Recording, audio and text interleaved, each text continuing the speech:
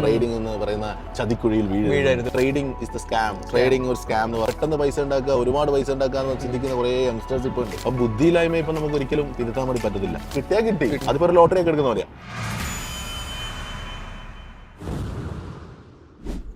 ഇപ്പോൾ നമ്മുടെ നാട്ടിൽ നോക്കി കഴിഞ്ഞാൽ ട്രേഡിങ്ങിനെ കുറിച്ചിട്ട് ഒരുപാട് സ്കാംസും കാര്യങ്ങളും കേൾക്കുന്നുണ്ട്. അപ്പോൾ അതിനെ കുറിച്ചൊക്കെ എന്താണ് നിൽക്കുന്ന അഭിപ്രായം? എന്താ ട്രേഡിങ്ങിനെ കുറിച്ച് സ്കാംസ് കാര്യങ്ങൾ കേൾക്കുന്നുണ്ട് എന്ന് പറയുമ്പോൾ ട്രേഡിംഗ് ഒരു സ്കാം അല്ല എന്നറിയാം. അതെ അതെ അതെ. ട്രേഡിംഗ് ഒരു സ്കാം ആണെങ്കിൽ ലോകത്തുള്ള 90% രാജ്യങ്ങൾ അല്ലെങ്കിൽ 80% പരം രാജ്യങ്ങൾ ട്രേഡിംഗ് ആണ് അവരുടെ മെയിൻ സോഴ്സ് ഓഫ് ഇൻകം അല്ലേ? അപ്പോൾ ട്രേഡിംഗ് ഒരു സ്കാം ആണെങ്കിൽ ആ അമേരിക്കൻ്റെ ഏറ്റവും വലിയ ബിസിനസ് എന്താ? അതെ, വ്യാപാരം തന്നെ, കച്ചവടത്തിൽ ഡിജിറ്റലിലേക്ക് അവർ മാറി കഴിഞ്ഞു. അപ്പോൾ ട്രേഡിംഗ് എന്ന് പറയുന്നത് ആൾക്കാരുടെ മുന്നിൽ trading is the scam, trading ഒരു സ്കാം എന്ന് പറയുമ്പോൾ കച്ചവടം സ്കാം എന്നാണ് അർത്ഥം. അതെ അതെ, കറക്റ്റ്. കച്ചവടം സ്കാം ആണോ? ഒരിക്കലും അല്ല. കച്ചവടത്തിന്റെ പേര് പറഞ്ഞ് സ്കാം ചെയ്യുന്ന ആൾക്കാരുണ്ടാവും.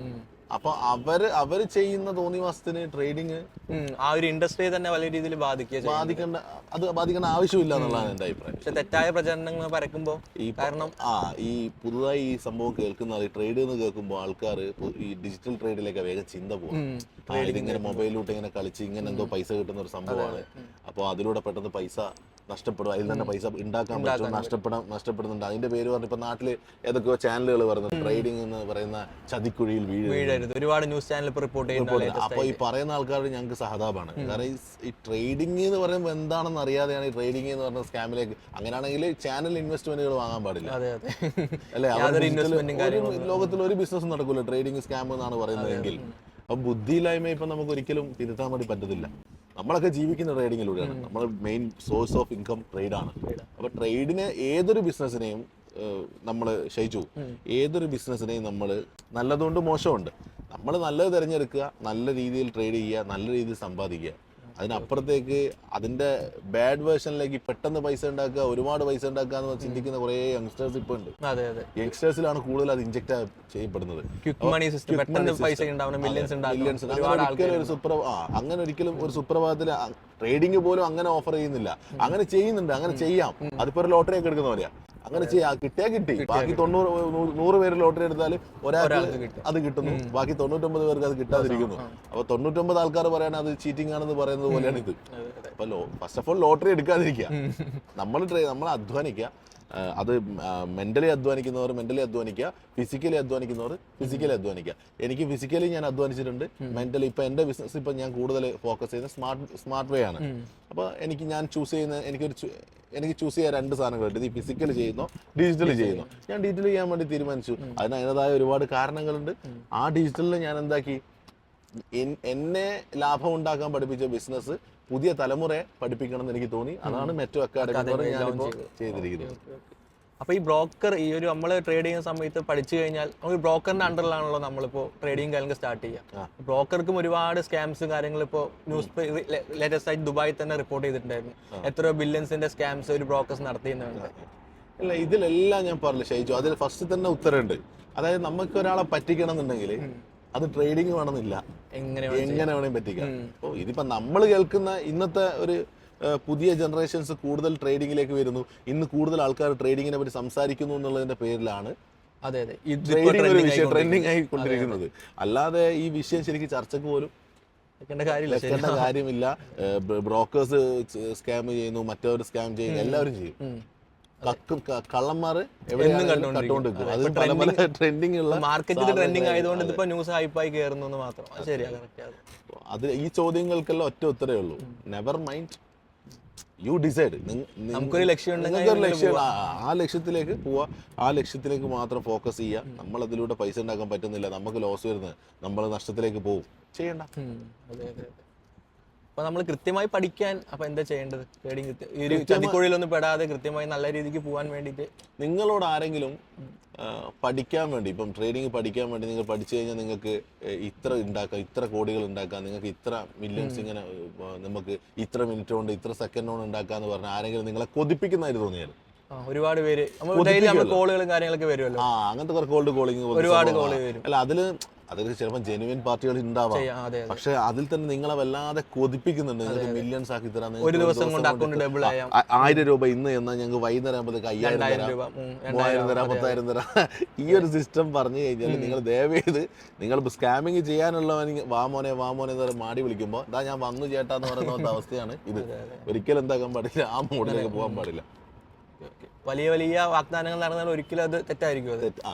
വലിയ വലിയ വാഗ്ദാനങ്ങൾ തരുമ്പോൾ ചിന്തിക്കേണ്ടത് അവൻ വാഗ്ദാനം ഇപ്പം എനിക്കിപ്പം ഒരു ദിവസം ഞാൻ വലിയ സിയാസ് അല്ലെ 1 കോടി 5 കോടി ഞാൻ സമ്പാദിക്കുന്നു. ആ മാർഗം ഞാൻ ഒരിക്കലും എന്താക്കില്ല, നിർത്തില്ല. 5 കോടിയുള്ള ഞാൻ 5 കോടി ദിവസം ഉണ്ടാക്കുന്ന ഞാൻ നിനക്ക് 2 ലക്ഷം ഉണ്ടായി തരാൻ വേണ്ടി എന്താവില്ല, നിൽക്കില്ല. കാരണം 5 കോടി വീണ്ടും അത് ഗ്രോ ചെയ്യാൻ നമ്മൾ നോക്കുള്ളൂ. അല്ലെങ്കിൽ എന്തായിരിക്കണം, ഈ 5 കോടി ഞാൻ ഡെയിലി ഉണ്ടാക്കുന്ന മാർഗം അതിന്റെ വേറെ വേർഷൻസിലൂടെ ആൾക്കാരെ പറ്റിക്കുന്നുണ്ട് വേറെ ആൾക്കാരെങ്കിൽ എനിക്ക് എന്താക്കാൻ പറ്റും, അതിനൊരു ക്ലാസ് കൊടുക്കാൻ പറ്റും. നിങ്ങൾ അങ്ങനെ ചെയ്യരുത്, നിങ്ങൾ ഇങ്ങനെയാണ് ചെയ്യാം, ഇതാണ് ഇതിന്റെ ശരിയായ രീതി എന്ന് പറഞ്ഞൊരു ക്ലാസ് കൊടുക്കാൻ വേണ്ടി പറ്റും. അപ്പം അങ്ങനെയല്ലാതെ ഈ പണത്തിന് വേണ്ടി പണം ഇൻവെസ്റ്റ് ചെയ്യുക, ബിസിനസ് അങ്ങനെ തന്നെ. ഇനിയും ഗ്രോ ചെയ്യുക, പൈസ ഇട്ടിട്ട് വേറൊരു പൈസ എടുക്കുക, അതിന്റെ ലാഭം എടുക്കുക, അതൊക്കെ ഉണ്ട്. പക്ഷെ അതിനൊരു കണക്കുണ്ട്. ആ കണക്കിനെ ഭേദിച്ചിട്ട് ഒരാൾ ഓഫർ ചെയ്യുന്നുണ്ടെങ്കിൽ എത്ര പേഴ്സണൽ റിട്ടേൺസ് നമുക്ക് ഒരു ബിസിനസ് ഉണ്ടാക്കാൻ പറ്റുള്ളൂ. അല്ലാതെ അക്കൗണ്ട് ഡബിൾ ചെയ്യാനൊക്കെ പോസിബിൾ ആണെങ്കിൽ ഇപ്പൊ ഞാൻ പറയാം, ട്രേഡിന്റെ സ്ഥിതി ഞാൻ പറഞ്ഞുതരാം. ട്രേഡിൽ ഇപ്പം ഞാൻ ഈ മാസം ഇപ്പൊ ജനുവരി, ഒരു ഉദാഹരണം പറയാം, ഇത് ജനുവരി അല്ല, ഞാൻ ജനുവരി 1-ാം തീയതി ഞാനൊരു അക്കൗണ്ട് സ്റ്റാർട്ട് ചെയ്തു. ഈ അക്കൗണ്ടിലൂടെ ഞാൻ ട്രേഡ് ചെയ്ത് അതിൽ ഞാൻ ഹെവി റിസ്ക് ട്രേഡ് കൊടുക്കുന്നുണ്ട്, റിസ്ക് ഇല്ലാതെ ട്രേഡ് കൊടുക്കുന്നു, നോർമൽ ട്രേഡ്. പക്ഷെ ഞാൻ ഒരു പൊസിഷൻ ഒഴിവാതെ വേറൊരു പൊസിഷൻ ഇടില്ല, അങ്ങനെ കുറെ റൂൾസ് ചെയ്യുന്നു. പക്ഷെ ഞാൻ അങ്ങനെ ചെയ്യുമ്പോൾ ജനുവരി 1 ഞാനൊരു പൊസിഷൻ എടുത്തു, അത് ജനുവരി 12-ാം തീയതി ഞാൻ എന്താക്കി കട്ട് ചെയ്തു, പ്രോഫിറ്റ് കട്ട് ചെയ്തു. അപ്പൊ എനിക്ക് അതിൽ നിന്ന് $1000 ലാഭം കിട്ടി. ആ അക്കൗണ്ട് $5000 അക്കൗണ്ട് ആണെന്ന് വെച്ചോ, $1000 ലാഭം കിട്ടി. എത്രാം തീയതി കിട്ടിയത്? 2 ദിവസം കൊണ്ട് കിട്ടി. 10-ാം തീയതി സോറി നോ ജനുവരി 1-ാം തീയതി എടുത്തു, 12-ാം തീയതി കട്ട് ചെയ്തു. 12 ദിവസത്തെ ട്രേഡാണ് എനിക്ക് ആ $1000 തന്നത്. 12-ാം തീയതി അടുത്ത പൊസിഷൻ എടുത്തു, 15-ാം തീയതി ഞാൻ 1000 വീണ്ടും എടുത്തു. ആ ട്രേഡിംഗ് മൂഡ് മാറി. അപ്പൊ 1000 2000 എന്റെ 5000 ടോട്ടൽ 7000. 15-ാം തീയതി ഞാൻ വേറൊരു പൊസിഷൻ എടുത്തു, 18-ാം തീയതി എന്തായി, 1500 ലോസായി. 1500 ലോസായി. ഇപ്പൊ എന്റെ അടുത്ത് ബാലൻസ് എത്ര ഉണ്ട്? 5500 ഉള്ളൂ. ഈ 5500 വെച്ച് പിന്നെ ഞാനൊരു പൊസിഷൻ എടുത്തു, അതെനിക്ക് എന്തായി, 18-ാം തീയതി എടുത്ത പൊസിഷൻ 25-ാം തീയതി എന്തായി, 2500 ലാഭം വന്നു. അപ്പൊ ഈ 2500 നേരത്തെ ബാക്കിയുള്ള 5500 500 3000. ഈ ഇവിടുന്ന് ഞാൻ എന്താക്കി, മാർക്കറ്റ് ചെറിയൊരു പൊസിഷൻ കൂടി എടുത്തിട്ട് ആ മന്ത് ലാസ്റ്റ് ആക്കാൻ വേണ്ടി ഞാൻ വെക്കുമ്പോൾ അതിൽ നിനക്ക് 1000 ലോസ് വന്നു. ഈ ലോസും പ്രോഫിറ്റും 2500 പ്ലസ് 3000 500 3000 നിന്ന് എനിക്ക് എന്ത് വന്നു, 1000 ലോസ്, 1500 ലോസ് വന്നു. 1500 എനിക്ക് എത്ര ഉണ്ട് മാസം? 2000 പ്രോഫിറ്റ്. 3000 നിന്ന് 1500 ഉള്ളൂ. 1500 പ്രോഫിറ്റ്. ഈ 1500 പ്രോഫിറ്റ് ആണ് എന്റെ 5000ന്റെ പ്രോഫിറ്റ്, നെറ്റ് പ്രോഫിറ്റ്. ഒരു മാസം കൊണ്ട് ഞാൻ ലാഭവും നഷ്ടവും സഹിച്ച് എനിക്ക് കിട്ടിയ നെറ്റ് പ്രോഫിറ്റ് 1500. 5000ന്റെ എത്ര പെർസെന്റേജ് ആയി? 1500 ഏകദേശം 10 15 അല്ല 10 അല്ല 5000ന്റെ 20-30% ആയി അല്ലെ? ഒരു മാസം കൊണ്ട് ഞാൻ 30% ലാഭം ഉണ്ടാക്കിയ ഞാൻ ബിഗ്. ഏത് ബിസിനസ്സിലും അതാ ഞാൻ പറഞ്ഞത്, ഇന്നത്തെ ഫിസിക്കൽ ബിസിനസ്സിൽ ഇത് ഭയങ്കര കുറവാണ്, പോസിബിലിറ്റി ഭയങ്കര കുറവാണ്. നമ്മളൊരു ഇൻവെസ്റ്റ്മെന്റ് ഒന്ന് ബ്രേക്ക് ചെയ്യുമ്പോൾ ആദ്യം തന്നെ 1 വർഷം 2 വർഷം എടുക്കും. എക്സാമ്പിൾ ഒരു കഫ്തീരിന്റെ കേസ്, ഹോട്ടലിന്റെ കേസ് ഒരു 2 വർഷമൊക്കെ എടുക്കും മിനിമം, അല്ലെങ്കിൽ 1.5 വർഷം എടുക്കാം. ഇൻവെസ്റ്റ്മെന്റ് നമുക്ക് തിരിച്ചെടുക്കാൻ 2 വർഷം മിനിമം ആവും. പല കഫ്റ്റീരിയാസ് അല്ലെങ്കിൽ പല ഹോട്ടൽസ് അല്ലെങ്കിൽ പല എന്ത് ബിസിനസ് ആയിക്കോട്ടെ, മില്യൺസ് ആൻഡ് മില്യൺസ് ഇൻവെസ്റ്റ് ചെയ്യുന്ന ബിസിനസ്സുകളിൽ പോലും ഒരിക്കലും എന്താവുന്നില്ല, അവർക്ക് പ്രോഫിറ്റ് കിട്ടണമെങ്കിൽ വർഷങ്ങൾ കഴിയും അവരൊരു പ്രോഫിറ്റിലേക്ക് കിട്ടും. പക്ഷെ അതിന് ട്രേഡ് ഹെൽപ്പ് ചെയ്യുന്നുണ്ട്. വളരെ സിമ്പിൾ ആയിട്ട് ചെറിയൊരു ഇൻവെസ്റ്റ്മെന്റ് തന്നെ നമുക്ക് ട്രേഡ് സ്റ്റാർട്ട് ചെയ്യാൻ പറ്റും. പക്ഷെ ഇതിന് ഏറ്റവും കൂടുതൽ വേണ്ട സാധനം, മറ്റേതിന് വേണ്ടത് എക്സ്പീരിയൻസ് ആണ്, പിന്നെ പണമാണ്.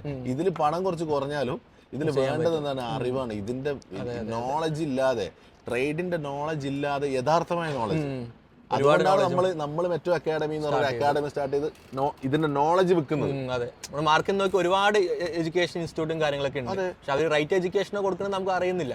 അത് നമുക്ക് ഗ്യാരണ്ടി ചെയ്യാൻ വേണ്ടി പറ്റില്ല. അങ്ങനെ റൈറ്റ് എഡ്യൂക്കേഷൻ ആണ് കൊടുക്കുന്നതെങ്കിൽ അവിടെ നിന്ന് ഇറങ്ങുന്ന എല്ലാ സ്റ്റുഡൻസും ലാഭം എടുക്കണം. അല്ലെങ്കിൽ പോട്ടെ, അവിടെ നിന്ന് ഇറങ്ങുന്ന ഇപ്പൊ 100 സ്റ്റുഡൻസ് ആണെങ്കിൽ അതിലൊരു 90% സ്റ്റുഡൻസ് എന്താക്കണം, ലോസ് ആയാലും 10% ലാഭം എടുക്കണം. അതില്ല, കാണുന്നില്ല. അപ്പൊ അങ്ങനെ ഗ്യാരണ്ടി ഞാൻ ലാഭം മാത്രം എടുക്കുന്ന ഒരു ട്രേഡർ എന്നൊരാൾ കൈവന്നിച്ച് ഒരിക്കലും പറയാം. പക്ഷെ ഞങ്ങൾക്ക് പറയാൻ പറ്റും. കാരണം നമ്മള് നമുക്ക് വെല്ലുവിളിച്ച് പറയാൻ പറ്റും. നമ്മുടെ അടുത്ത് ട്രേഡിങ് നമ്മൾ പഠിപ്പിക്കുന്ന സ്റ്റൈൽ ട്രേഡ് ചെയ്യുകയാണെങ്കിൽ അവൻ മിനിമം അവന്റെ ഇൻവെസ്റ്റ്മെന്റിന്റെ 3 to 10% മന്ത്ലി എടുത്തിരിക്കും.